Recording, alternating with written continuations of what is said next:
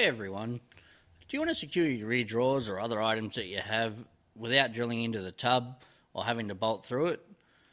In this video, I'm going to show you how I mounted my drawers without having to drill through the tub.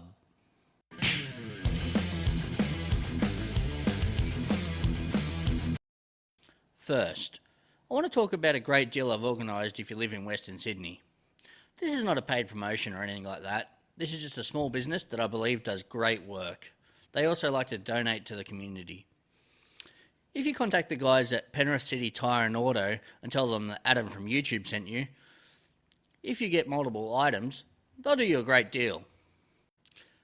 They do everything automotive and are a great aftermarket upgrades and modification specialist.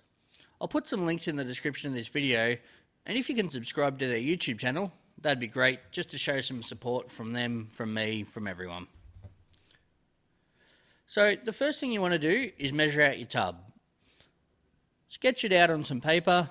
Make sure you account for the curves of the floor pan, because you only want to measure to the start of the curve. The next thing you want to do is mark out the measurements on some plywood. I used 7mm ply and I broke it down into 3 sections. I cut out the middle section first, then cut out the 2 wings from the offcuts. Once I had them all cut out, I joined the wings to the centerpiece using Gorilla Tape and PVC glue on the edges.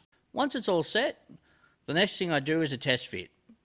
If you find the edges sticking up, you might want to trim them down so that way it's a snug fit and it's not going to be a problem when you apply your covering of choice. So leave a millimetre or 2 away from the edges so that way if you're fitting a marine carpet or something around the edges, it's going to fit nicely. If you finish trimming down the plywood and have a perfect fit, then you'll want to add your covering of choice.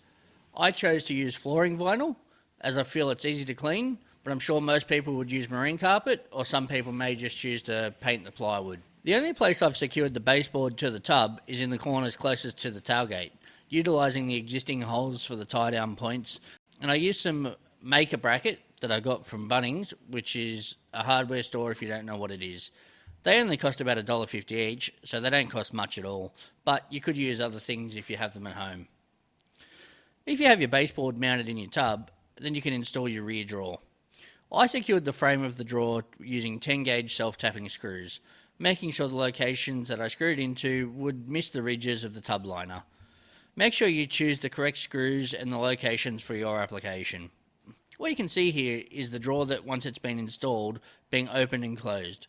In my circumstances, I don't mind if there's a little bit of movement towards the back, as the drawer still functions correctly. It can open and close. Yes, there's a bit of up and down movement, but I could always secure it further if I wanted to. If you don't want that movement, you can always secure it at the back of the tub. How do you think that mine could be improved? How do you think you could improve yours? Make sure you leave a comment below so that way I know. Make sure you keep watching for the next video.